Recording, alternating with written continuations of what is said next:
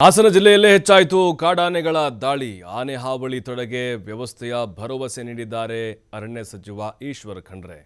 ಹಾಸನ ಜಿಲ್ಲೆಯಲ್ಲೇ ಕಾಡಾನೆ ಹಾವಳಿ ಹೆಚ್ಚಾಗಿದೆ.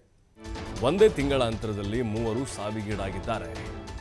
ಹಾಸನ ಜಿಲ್ಲೆಯಲ್ಲಿ ನಿರಂತರವಾಗಿ ಈ ಕಾಡಾನೆಗಳ ಹಾವಳಿ ಇದ್ದೇ ಇರುತ್ತೆ, ಸಾವಾಗ್ತಾನೆ ಇರುತ್ತೆ. ಅಲ್ಲಿ ಅದರಲ್ಲೂ ಗ್ರಾಮಗಳಿಗೆ ಒಂಟಿ ಸಲಗ ನುಗ್ತಾನೆ ಇರ್ತವೆ.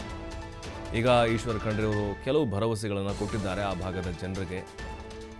ಒಂದೇ ತಿಂಗಳ ಅಂತರದಲ್ಲಿ 3 ಸಾವಿಗೀಡಾಗಿದ್ದಾರೆ ಕಾಡಾನೆ ದಾಳಿಗೆ. ಹಾಸನ, ಚಿಕ್ಕಮಗಳೂರು, ಕೊಡಗು ಭಾಗದಲ್ಲಿ ಸಮಸ್ಯೆ ಇದೆ. ಬೇಲೂರು ಭಾಗದಲ್ಲಿ 100 ಆನೆಗಳು ಕಾಡಿನಿಂದ ಹೊರಗಿವೆ. ಕೆಲವು ಮಾಹಿತಿ ಹಂಚಿಕೊಂಡಿದ್ದಾರೆ ಖಂಡ್ರೆ. 2,000 ಎಕರೆಯಲ್ಲಿ ಸಾಫ್ಟ್ ರಿಲೀಸ್ ಸೆಂಟರ್ ಮಾಡೋಕೆ ತಯಾರಿ ನಡೆದಿದೆ. ಬಜೆಟ್ನಲ್ಲಿ ಇದನ್ನು ಘೋಷಣೆ ಮಾಡ್ತೀವಿ ಅಂತ ಅರಣ್ಯ ಸಚಿವ ಖಂಡ್ರೆ ಹೇಳಿದ್ದಾರೆ. ಇನ್ನು ದಬ್ಬಳ್ಳಿಕಟ್ಟೆ ಪ್ರದೇಶದಲ್ಲಿ ಅರ್ಜುನ ಸ್ಮಾರಕ ನಿರ್ಮಾಣ ವಿಚಾರಕ್ಕೆ ಸಂಬಂಧ ಕೂಡ ಮಾತಾಡಿದ್ದಾರೆ. ಅರ್ಜುನ ಸ್ಮಾರಕ ನಿರ್ಮಾಣಕ್ಕೆ 50 ಲಕ್ಷ ಅನುದಾನವನ್ನು ನೀಡಲಾಗಿದೆ. ಆದರೆ ಅಲ್ಲಿ ಕಾಡಾನೆಗಳು ಓಡಾಡುವಂಥ ಒಂದು ಪ್ರದೇಶ ಆಗಿದೆ ಅದು. ಹಾಗಾಗಿ ಒಂದೇ ಬಾರಿಗೆ ಹೆಚ್ಚು ಜನರು ಸೇರುವಂಥ ಸ್ಥಳ ಅದಲ್ಲ. ಮಾರ್ಚ್ ಅಂತ್ಯ ಅಥವಾ ಏಪ್ರಿಲ್ ತಿಂಗಳಲ್ಲಿ ಸ್ಮಾರಕ ಉದ್ಘಾಟನೆಯಾಗುತ್ತೆ ಅಂತ ಖಂಡ್ರೆ ಹೇಳಿದ್ದಾರೆ.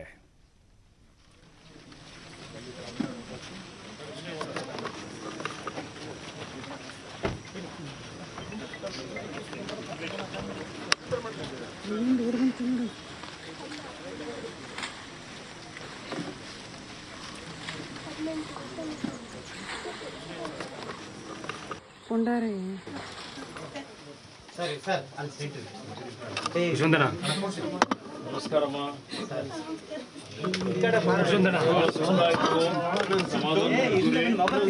ನಾವೆಲ್ಲ ಹಿಂದೆ ಬನ್ನಿ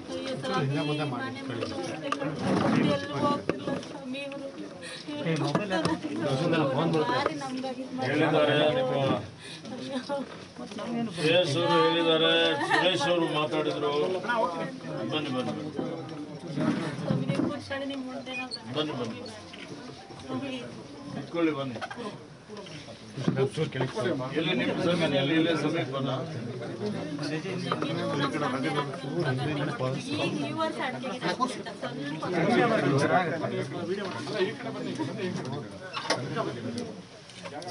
ನಿಮ್ಮ ತಂದೆ ನನ್ನ ಮಗ ನಾನು ಎದ್ದಿಡ್ರಮ್ಮ ನನ್ಗಾಗೆಲ್ಲೋ ಹೋಗ್ಲಿಲ್ಲ. ಸರಿ ಕೈ ಮಾಡ್ಕೆ ಕೂತ್ಕೊಬಿಟ್ಟೆ ನಾನು. ಗೊತ್ತಾ ಅವನಿಗಾಗದ್ ನಂಗಾಗಿದ್ರೆ ಅವನ್ ಮುಂದೆ ಭಾರಿ ಬದುಕೋದಿತ್ತು. ಸಮಾಧಾನ ಮಾಡ್ಕೋರಿ. ನಾವು ಅರಣ್ಯ ಇಲಾಖೆ ವತಿಯಿಂದನೂ ಈಗ 15 ಲಕ್ಷ ಕೊಟ್ಟಿದ್ದೇವೆ. ಇನ್ನು ಜಾಸ್ತಿ ಪರಿಹಾರ ನಿಮಗೆ ಕೊಡುವಂತ ವ್ಯವಸ್ಥೆ ಸ್ವಾಮಿ. ಪರಿಹಾರದಿಂದ ಮಗ ವಾಪಸ್ ಬರಲ್ಲ. ನಿಮ್ಗೆ ಸಾಂತ್ವನ ಹೇಳಿಕ್ ಬಂದಿದ್ದೀವಿ.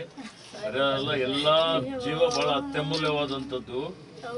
ಆ ಜೀವ ಉಳಿಸ್ಲಿಕ್ಕೆ ಏನೇನು ಪ್ರಯತ್ನಗಳು ಬೇಕು ಸರ್ಕಾರ ಮಾಡ್ತಾ ಇದೆ. ಇನ್ನು ಹೆಚ್ಚಿನ ಪ್ರಯತ್ನಗಳು ನಾವು ಮಾಡ್ತೀವಮ್ಮ. ಮುಂದೆ ಈ ರೀತಿಯಲ್ಲಿ ಆಗದ ರೀತಿ ಹಾಗೆ ನೋಡ್ಕೊಳ್ಳಿಕ್ಕೆ ಪ್ರಯತ್ನ ಯಾವ ತಾಯಿಗೂ ಬರಬಾರ್ದು. ತಾಯಿಯವರಿಗೆ ಸಮಾಧಾನ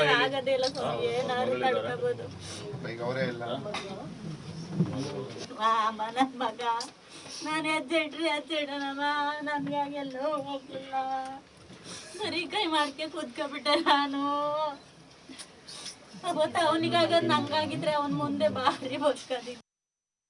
ನೋಡಿ, 1 ತಿಂಗಳ ಅವಧಿಯಲ್ಲಿ ಹಾಸನ ಜಿಲ್ಲೆಯಲ್ಲಿ ಆನೆ ದಾಳಿಯಿಂದ 3 ಜನ ಮೃತಪಟ್ಟಿದ್ದಾರೆ. ಭಾಳ ಅತ್ಯಂತ ನೋವಿನ ಸಂಗತಿ ಇದೆ. ಇವತ್ತು ನಾನು ಆ ಪರಿವಾರದವರಿಗೆ ಸರ್ಕಾರದ ವತಿಯಿಂದ ಸಾಂತ್ವನ ಹೇಳಲಿಕ್ಕೆ ಬಂದಿದ್ದೇನೆ. ಆದರೆ ಇತ್ತೀಚೆಗೆ ಅರಣ್ಯದಿಂದ ಆನೆಗಳು ಹೊರಗಡೆ ಬಂದು ಇವತ್ತೇನು ಕಾಫಿ ಎಸ್ಟೇಟಲ್ಲಿ ಬೇರೆ ಬೇರೆ ಕಡೆ ಇಲ್ಲೇ ಇದ್ದುಕೊಂಡು ಬೆಳೆ ಹಾನಿ ಆಗ್ತಾ ಇರ್ತಕ್ಕಂಥದ್ದು, ಅದರ ಜೊತೆಲಿ ಜೀವ ಹಾನಿನೂ ಆಗ್ತಾ ಇದೆ. ಸರ್ಕಾರ ಈಗ ನಾವು ಪರಿಹಾರ ಕೊಡ್ತೀವಿ. ಆದರೆ ಪರಿಹಾರ ಕೊಡೋದ್ರಿಂದ ಮನುಷ್ಯನ ಜೀವ ವಾಪಸ್ಸು ಬರೋದಿಲ್ಲ. ಸಮಸ್ಯೆ ಇದೆ. ಕೊಡಗುದಲ್ಲಿನೂ ಸುಮಾರು 100 ಆನೆಗಳು ಇವತ್ತು ಅರಣ್ಯದಿಂದ ಹೊರಗಡೆ ಇದ್ದಾವೆ. ಹಾಸನದಲ್ಲಿ, ಹಾಸನ ಮತ್ತು ಅದರಲ್ಲಿ ವಿಶೇಷವಾಗಿ ಬೇಲೂರಿನಲ್ಲಿ ಮತ್ತು ಸಕಲೇಶ್ಪುರದಲ್ಲಿ ಸುಮಾರು 100 ಆನೆಗಳು ಅರಣ್ಯದ ಹೊರಗಡೆ ಇದ್ದಾವೆ ಸುಮಾರು ವರ್ಷದಿಂದ. ಹಿಂದಿನ ನಾವು ನೋಡ್ತಾ ಬಂದಂಥ ಸಂದರ್ಭದಲ್ಲಿ 80ರ ದಶಕದಿಂದಲೂ ಈ ಆನೆಗಳಿಗೆ ಸೆರೆ ಹಿಡಿದು ಬೇರೆ ಕಡೆ ಕಳಿಸಿದ್ರು. ಅವರ ಮೆಮೊರಿ ಪವರ್ ಯಾವ ರೀತಿಯಲ್ಲಿ ಅಂದರೆ ಮತ್ತೆ ಅಲ್ಲೇ ಬರ್ತಾರೆ. ಹೀಗಾಗಿ ನಾವೆಲ್ಲ ಚರ್ಚೆ ಮಾಡಿದ್ದೇವೆ. ಚರ್ಚೆ ಮಾಡಿ ನಮ್ಮ ಮುಖ್ಯ ಅರಣ್ಯ ಸಂರಕ್ಷಣಾಧಿಕಾರಿಗಳು, ಮುಖ್ಯ ಅರಣ್ಯ ಸಂರಕ್ಷಣಾಧಿಕಾರಿ, ವನ್ಯಜೀವಿ ಇಲಾಖೆ, ಎಲ್ಲ ಹಿರಿಯ ಅರಣ್ಯ ಇಲಾಖೆಯ ಎಲ್ಲ ತಜ್ಞರ ಜೊತೆಯಲ್ಲಿ ಚರ್ಚೆ ಮಾಡಿ ಒಂದು ಸಾಫ್ಟ್ ರಿಲೀಸ್ ಸೆಂಟರ್ ನಮ್ಮ ಇಲ್ಲಿ ಈ 3 ಜಿಲ್ಲೆಗಳು ಸೇರಿಸಿಕೊಂಡು ಒಂದು 2,000 ಹೆಕ್ಟೇರ್ ಅರಣ್ಯ ಭೂಮಿಯಲ್ಲಿ ಮಾಡಬೇಕು ಅನ್ನುವಂಥದ್ದು ನಾವೊಂದು ಯೋಜನೆಯನ್ನು ರೂಪಿಸಿದ್ದೇವೆ. ಈ ಯೋಜನೆ ಅಂತರ್ಗತವಾಗಿ ಇವತ್ತು ಈ ಆಯವ್ಯಯದಲ್ಲಿ ಇದಕ್ಕೆ ವಿಶೇಷವಾಗಿ ಕನಿಷ್ಠ 50ರಿಂದ 100 ಕೋಟಿ ರೂಪಾಯಿ ಈ ವರ್ಷ ಬಿಡುಗಡೆ ಮಾಡಬೇಕು, ಘೋಷಣೆ ಮಾಡಬೇಕು ಅಂತ ನಾನು ಮುಖ್ಯಮಂತ್ರಿಯವರಿಗೆ ವಿನಂತಿ ಮಾಡಿದ್ದೇನೆ. ಬರೋ ಹೊತ್ತಿನಲ್ಲೂ ನಾವೆಲ್ಲ ಕೂಡಿ ಸೇರಿ ಮುಖ್ಯಮಂತ್ರಿಯವರಿಗೆ ಮಾತನಾಡಿದ್ದೇವೆ.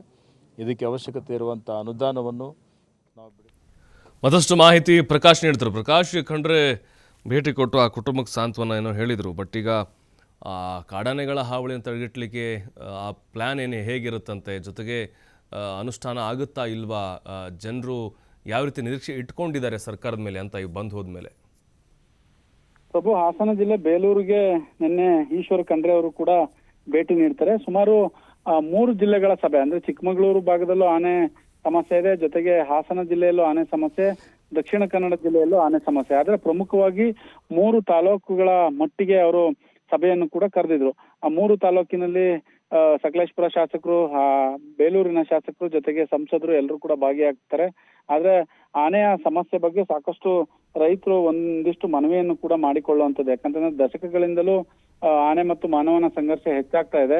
ಹಾಗಾಗಿ ಇಲ್ಲಿರುವಂತಹ ಆನೆಗಳನ್ನ ಸ್ಥಳಾಂತರ ಮಾಡಿ, ಇಲ್ಲ ಅಂತ ಅಂದ್ರೆ ಆನೆಗಳನ್ನ ಓಡಿಸ್ಲಿಕ್ಕೆ ಅಥವಾ ಇಲ್ಲಿ ಜಮೀನುಗಳನ್ನ ಮಾಡಿಕೊಳ್ಳೋದಿಕ್ಕೆ, ರೈತರು ಬದುಕೋದಿಕ್ಕೆ ಶಾಶ್ವತವಾದಂತಹ ಪರಿಹಾರವನ್ನು ಮಾಡ್ಬೇಕು. ಯಾಕಂತಂದ್ರೆ ಎಲ್ಲಾ ಸರ್ಕಾರ ಬಂದಂತ ಸಂದರ್ಭದಲ್ಲಿ ಬಿಜೆಪಿ ಆಗ್ಬೋದು, ಕಾಂಗ್ರೆಸ್ ಆಗ್ಬೋದು, ಸಮ್ಮಿಶ್ರ ಸರ್ಕಾರ ಆಗ್ಬೋದು, ಎಲ್ಲಾ ಅವರವರ ಸರ್ಕಾರದಲ್ಲಿ ಈ ತರದ ಒಂದು ಘೋಷಣೆಗಳನ್ನು ಕೂಡ ಹೇಳ್ತಾನೆ ಇದ್ದಾರೆ.